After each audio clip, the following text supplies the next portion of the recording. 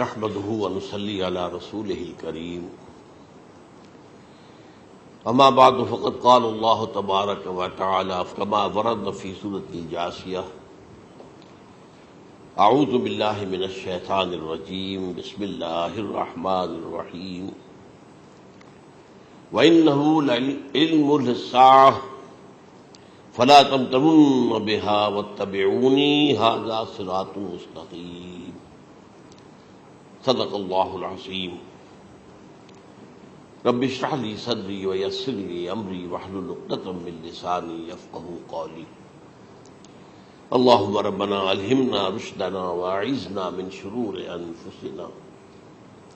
اللهم ارنا الحق حقا وارزقنا اتباعه وارنا الباطل باطلا وارزقنا اجتنابه آمین یا رب العالمین۔ قادیانیت سے متعلق ایک بحث کا آغاز ہو گیا تھا، کیونکہ ہمارے علم میں یہ آیا تھا کہ قادیانیوں نے خاص طور پر ماڈل ٹاؤن کو اپنا ایک مرکز اور اپنا اڈا بنانے کا فیصلہ کیا،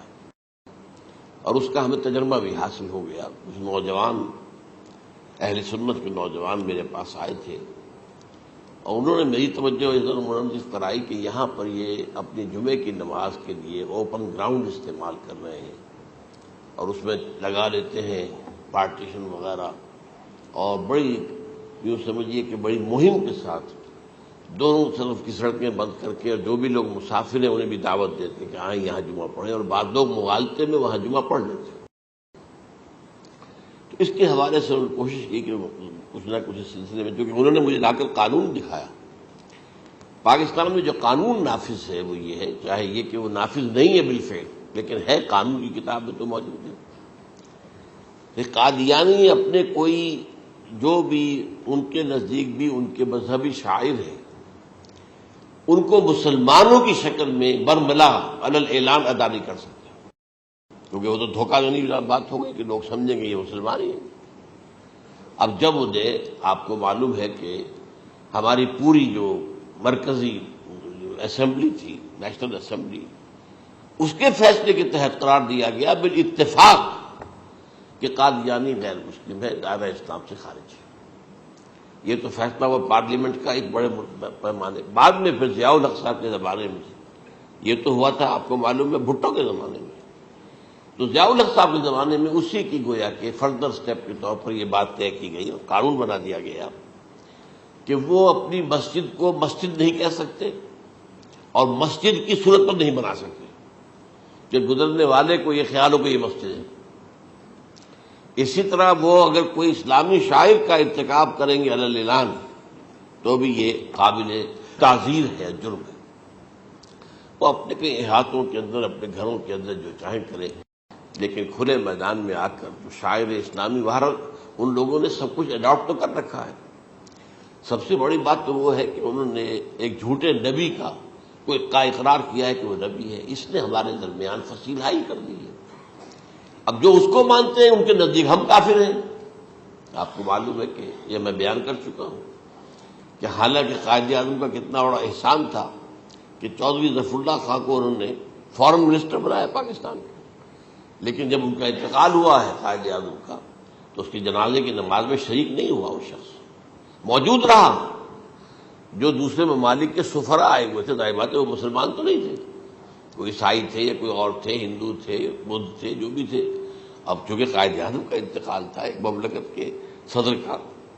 تو وہ لوگ سبھی موجود تھے، لیکن ظاہر ہے کہ وہ نماز میں شریک نہیں ہوئے، وہ مسلمان تو نہیں تھے۔ ان کے ساتھ کھڑا رہا یہ شخص۔ اس نے یہ بات، اور جب اس سے پوچھا گیا کہ تم شریک کیوں نہیں ہو تو اس نے کہا دیکھو بھائی، مجھے یا تو مسلمان سلطنت کا کافر وزیر سمجھ لو یا کافر سلطنت کا مسلمان وزیر سمجھ لو۔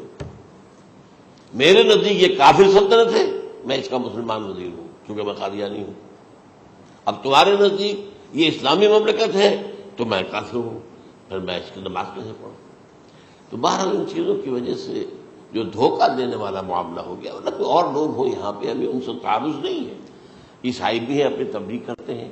کوئی خلاف ان کے رد عمل نہیں ہوتا، الا یہ کہ کہیں یہ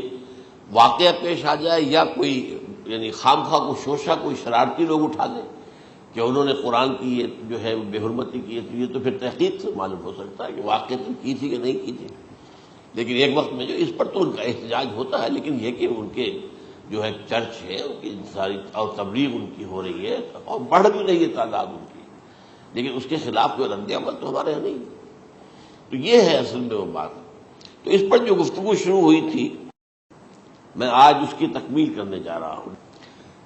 حضرت عیسیٰ علیہ السلام کی دوبارہ آمد کا تعلق ہے،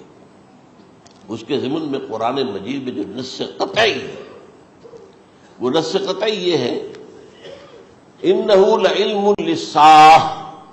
فَلَا تَمْتَرُنَّ بِهَا۔ حضرت عیسیٰ کا ذکر ہوا ہے سورہ جاسیہ میں، اور وہاں فرمایا گیا ہے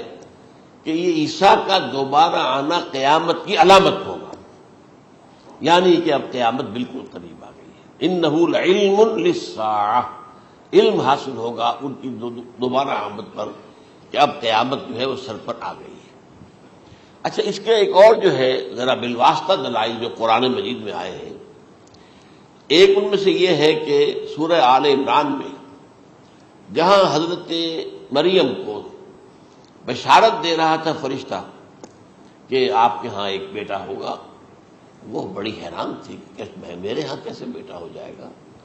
ماں کن تو بغیہ، میں تو کوئی بدکار عورت تو نہیں ہوں، نہ میری کوئی شادی ہوئی ہے ابھی۔ تو اس میں جو باتیں بیان کی تھی فرشتے نے، وہ جو بیٹا ہوگا اس کی کیا شان ہوگی، اس میں یہ الفاظ بھی آتے ہیں وَيُكَلِّمُ النَّاسَ فِي الْمَهْدِ وَكَهْلًا، وہ باتیں کرے گا، لوگوں سے گفتگو کرے گا جبکہ وہ پنجھوڑے میں ہوگا، بچہ ہوگا، گود میں ہوگا، اور کہل کے وقت، کہل کہتے ہیں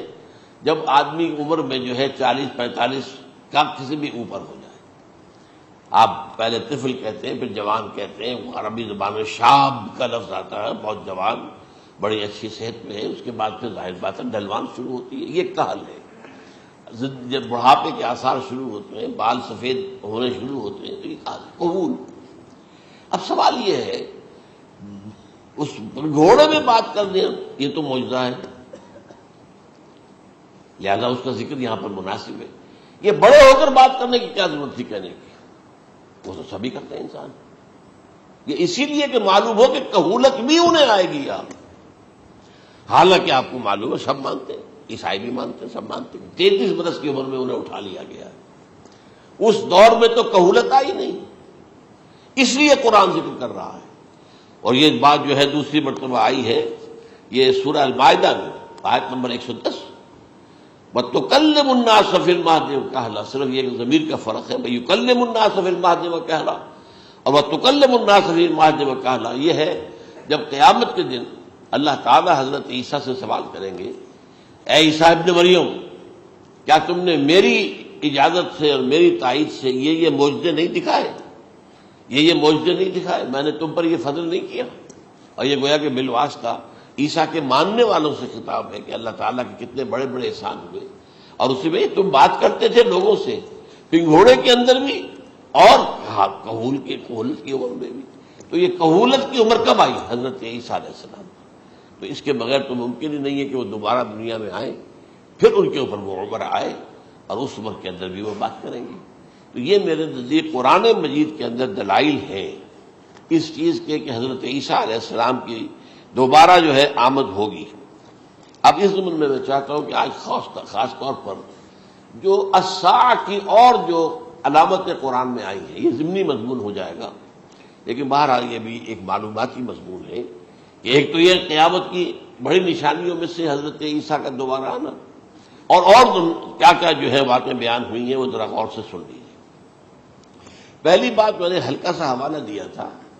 ہم تو ایک لفظ قیامت بولتے ہیں، وہ قیامت جو ہے اتنا ہمارے نزدیک جامع لفظ ہے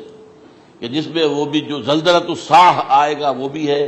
پھر جو نفخ روح نفخ ساق ہوگا وہ بھی ہے، لیکن قرآن مجید سے معلوم ہوتا ہے کہ یہ الساعہ ہے، وہ